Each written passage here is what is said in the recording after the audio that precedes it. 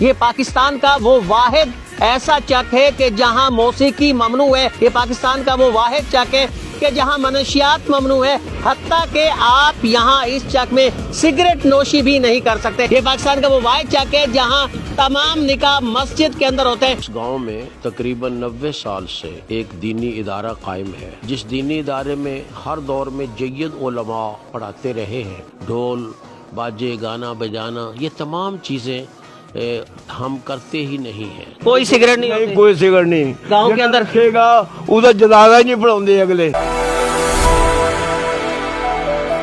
ناظرین، آپ کا میزبان علیم جی چودھری حاضر خدمت ہے اور آپ دیکھ رہے ہیں ڈیجیٹل پاکستان. اس وقت میں آپ کو ایک ایسے چک کے اندر لے کے آیا ہوں جسے مثالی چک کہا جا سکتا ہے. یہ پاکستان کا وہ واحد ایسا چک ہے کہ جہاں موسیقی ممنوع ہے، یہاں کوئی شخص موسیقی نہیں سنتا. یہ پاکستان کا وہ واحد چک ہے کہ جہاں منشیات ممنوع ہے، حتیٰ کہ آپ یہاں اس چک میں سگریٹ نوشی بھی نہیں کر سکتے. سگریٹ نوشی ممنوع ہے، کسی دکان سے آپ کو یہاں سے سگریٹ نہیں ملے گی. یہ پاکستان کا وہ واحد چک ہے جہاں تمام نکاح مسجد کے اندر ہوتے ہیں. پاکستان کا واحد چک ہے، نہ یہاں لسانیت کی بنیاد پہ فسادات ہوتے ہیں نہ ہی فرقہ واریت کی بنیاد پہ. یہ پاکستان کا وہ واحد چک ہے کہ جہاں ایک سے زائد مساجد ہونے کے باوجود ایک ہی مسجد سے آذان ہوتی ہے، دوسری مساجد سے اس کی آواز سنائی دیتی ہے. یہ پاکستان کا وہ واحد ایسا چک ہے جو تمام خرافات سے پاک ہے. یہاں سے کوئی مقدمہ کسی تھانہ کچہری کے اندر نہیں جاتا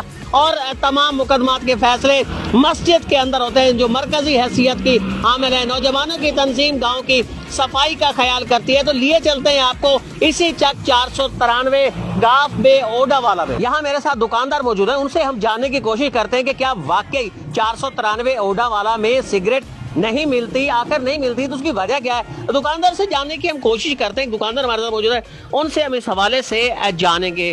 السلام علیکم جی. وعلیکم السلام جی. اچھا، یہ کہا جاتا ہے کہ اس گاؤں کے اندر سگریٹ نہیں ملتی. پیتا ہی کوئی نہیں ہے. اچھا، ہاں جی، سگریٹ اسی وجہ سے آپ رکھتے ہی نہیں ہیں؟ رکھتے نہیں ہے، منع ہے. اچھا، کوئی سگریٹ نہیں ہوتی کوئی سگریٹ نہیں گاؤں کے اندر. رکھے گا ادھر جنازہ ہی نہیں پڑھاؤندے اگلے. اچھا، یعنی کہ جو رکھے گا اس کا جنازہ ہی نہیں پڑھا جائے گا. نہیں، جنازہ نہیں پڑھایا جائے گا. تو گاؤں میں کوئی چورے چھپے کو دکاندار رکھتا ہے؟ کوئی بھی نہیں رکھتا، پتہ لگ جاتا ہے یا رکھا ہوا کہ نہیں رکھا ہوا. اچھا، بالکل کسی نے سگریٹ نہیں رکھی. نہیں رکھے ہوئے. جمعہ کی نماز صرف اسی ایک مسجد کے اندر ادا کی جاتی ہے. اتنی یکجہتی، اس حد تک جوڑنا اور اتنا پرامن گاؤں ترتیب دینا، جس کے بارے میں یہ کہا جاتا ہے کہ شیخ الحدیث مفتی محمد امین صاحب کا مرکزی کردار ہے. جن سے جاننے کی کوشش کریں گے کہ اس دور میں کہ جہاں ہر وقت فسادات ہو رہے، ہر جگہ فرقہ وارانہ فسادات، لسانی بنیادوں پہ فسادات، نشے کی لعنت، وہاں اس گاؤں کو اس سب چیز سے کیسے بچا کے رکھا شیخ الحدیث صاحب کی. السلام علیکم. وعلیکم السلام. شیخ الحدیث صاحب، ہر طرف فسادات ہیں، فرقہ وارانہ فسادات، لسانی بنیادوں پہ فسادات، نشے کی لعنت، شراب نوشی، سب کچھ ہے. اس سب چیز سے آپ نے اس گاؤں کو کیسے بچا کے رکھا؟ بسم اللہ الرحمن الرحیم. دراصل اس گاؤں میں تقریباً 90 سال سے ایک دینی ادارہ قائم ہے، جس دینی ادارے میں ہر دور میں جید علماء پڑھاتے رہے ہیں. اس کے علاوہ سالانہ جلسہ جو 3 دن کا ہوتا تھا قیام پاکستان سے پہلے، اس میں بھی پورے بر صغیر کے جید علماء یہاں تشریف لاتے رہے.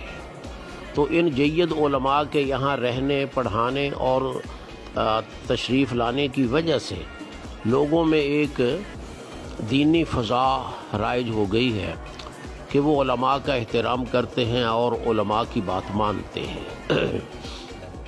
اس لیے ان کو جس بات کی طرف بھی ہم تلقین کریں کہ یہ بات اچھی ہے، اس کو دلائل سے سمجھا دیں تو الحمدللہ وہ اس بات پہ عمل کرتے ہیں.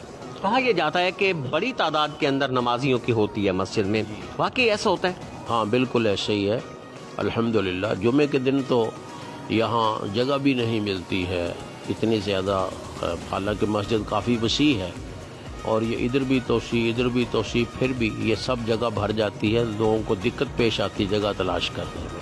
پورے پاکستان میں یہ دیکھا گیا ہے کہ جتنے بھی قبرستان ہیں وہاں قبریں ہوتی ہیں، پختہ قبریں ہوتی ہیں، کہیں کچی بھی مل جاتی لیکن پختہ قبریں ہوتی ہیں. پاکستان کا یہ واحد ایسا گاؤں ہے، ایسا چک ہے، یہاں ایک بھی پختہ قبر نہیں ہے. اس کی وجہ ایک تو یہی ہے کہ یہاں دینی فضا ہے اور دینی لحاظ سے منع ہے قبر کو پکا کرنا یا قبر کے پہ کتبہ لگانا. اس لیے دوسری بات یہ کہ یہ پورے چک کا مسلک اہل حدیث ہے. قوم بھی ایک ہے، جٹ ہیں سب، یہ تمام لوگ جٹ ہیں جو ذمہ دار ہیں اور اہل حدیث ہیں.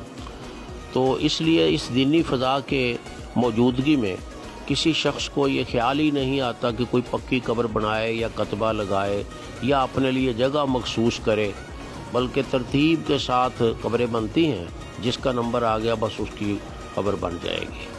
اس لیے ہمارا قبرستان الحمدللہ پکی اینٹوں سے، کتبوں سے بالکل محفوظ ہے. ہر گاؤں میں دیکھا گیا ہے، ہر شہر میں، ہر قصبے میں کہ کہیں نہ کہیں کوئی شراب نوشی بھی کرتا ہوگا، منشیات کا استعمال بھی کرتا ہوگا. آپ سگریٹ بھی نہیں پینے دیتے ہیں؟ اصل بات یہ ہے کہ سگریٹ نشے کی بنیاد ہے. جو شخص نشہ کرتا ہے وہ سگریٹ ضرور پیتا ہے، اور جو شخص سگریٹ نہیں پیتا وہ کبھی بھی نشے کے قریب نہیں جائے گا. اس لیے میں نے ان کو قائل کیا کہ سگریٹ کی وجہ سے نشہ پیدا ہوتا ہے، تو کیوں نہیں ہم نئی نسل کو اس سے محفوظ رکھتے. تو نئی نسل کو محفوظ رکھنے کا طریقہ یہ ہے کہ ہم کسی دکان پر یہ نہ رکھیں، سگریٹ نہ رکھیں. تو الحمدللہ لوگوں نے خوشی سے اس بات کو قبول کیا. دکانداروں نے بھی، ان کی دکانداری بہترین چل رہی ہے، انہوں نے قبول کیا کہ ہم سگریٹ نہیں رکھیں گے، کوئی نشہ آور چیز یہاں نہیں رکھیں گے، کہ کم از کم بچے جو چھوٹی نسل ہیں یہ تو محفوظ رہیں. چلو بڑے تو باہر جاتے ہیں، ہو سکتا ہے باہر سے کچھ چیز لاتے ہوں سگریٹ وغیرہ، لیکن اس گاؤں میں، گاؤں کے اندر تو سیٹ نہ ملے. تو جب آپ نے یہ فیصلہ کیا گاؤں کے بڑوں سے مل کے کہ یہاں ہم نے سگریٹ نہیں دیتے، تو کہیں سے بھی کوئی مزاحمت نہیں ہوئی؟ کسی دکاندار نے نہیں کہا کہ نہیں مفتی صاحب ایسا نہیں ہونا چاہیے، سگریٹ تو ہر جگہ لوگ استعمال کرتے ہیں، تو ایسا ہوا؟ کسی نے کہا یا ایسا نہیں ہوا؟ لیکن ہمیں ایسا کوئی دقت نہیں پیش آئی. الحمدللہ سب دکانداروں نے رضاکارانہ طور پر اس بات کو تسلیم کیا. کوئی جرمانہ نہیں رکھا گیا تھا، کوئی سزا تجویز نہیں کی گئی تھی، لیکن جیسے میں نے پہلے کہا کہ دینی مزاج ہونے کی وجہ سے وہ خود بخود ہی صحیح بات کو قبول کرتے ہیں. یہ بھی کہا جاتا ہے کہ نوجوانوں کی ایک ایسی تنظیم یہاں کام کرتی ہے کہ جو گاؤں کی صفائی کے تمام نظام کو خود سنبھالتی ہے نوجوانوں کے. ہاں بالکل ایسا ہے، اور وہ بغیر کسی تنخواہ کے ہے، کوئی تنخواہ نہیں ہے. شوق کی وجہ سے یہاں ایک عبداللہ بھائی ہیں، ان کی قیادت میں وہ گاؤں کے جو بھی لڑکے فارغ ہوتے ہیں تو وہ بجائے اس کے کہ آوارہ گردی کریں تو وہ اس کے پاس پہنچ جاتے ہیں، کوئی نہ کوئی صفائی کا کام شروع ہو جاتا ہے. واقعتاً یہ ایسے ہی ہے، اور یہ بھی رضاکارانہ بنیاد پہ ہے. یہاں کوئی تنخواہ وغیرہ مسئلہ نہیں ہے. اس طرح اور بہت سی خصوصیات ہیں اس چک کی. مثلا اس چک میں موسیقی نہیں آپ سنیں گے، دکانوں پہ موسیقی نہیں ہوگی، حتیٰ کہ موبائل کی دکان پہ بھی موسیقی نہیں ہوگی. ویسے کاروں میں، دوسروں میں ہمارے گاؤں کی حد تک خاموشی رہتی ہے. جب کوئی آدمی داخل ہوتا ہے تو وہ ہمارے گاؤں کی حدود سے شروع کر کے آخر تک وہ بند کر دیتا ہے اپنا ریکارڈ جو کچھ بھی ہے. موسیقی سے محفوظ ہے. شادیوں میں بھی موسیقی سے محفوظ ہے. ڈھول باجے، گانا بجانا، یہ تمام چیزیں ہم کرتے ہی نہیں ہیں، کسی کا ذہن ہی اس طرف نہیں جاتا ہے. اس لیے بڑے سکون کے ساتھ یہاں شادیاں سر انجام پاتی ہیں. شیخ الحدیث مفتی محمد امین صاحب ہمارے ساتھ تھے. اس گاؤں کو ان کی وجہ سے بدلہ آ گیا، یہ گاؤں بدل گیا. ان کا یہ کہنا ہے کہ یہ وہ واحد گاؤں ہے کہ جہاں موسیقی نہیں ہوتی. اس گاؤں کے اندر نہ گاؤں کے رہنے والے یہاں موسیقی کا استعمال کرتے ہیں، موسیقی کے وہ شوقین ہیں، بلکہ اگر اس گاؤں کے اندر کوئی بیرونی شخص بھی آتا ہے تو اس گاؤں کے احترام کی وجہ سے یہاں موسیقی بند کر دیتا ہے. یہاں کی شادی بیاہ میں بھی موسیقی کا استعمال نہیں ہوتا. پاکستان کا یہ منفرد ترین گاؤں جس کو اس وقت شیخ الحدیث مفتی محمد امین صاحب کی سرپرستی حاصل ہے، پورے پاکستان کے لیے، پوری دنیا کے لیے ایک ماڈل کی حیثیت رکھتا ہے. اور تمام گاؤں کاش کے ایسے ہو جائیں. اپنے میزبان علیم جے چودھری کو اجازت دیجیے. اللہ نگہبان.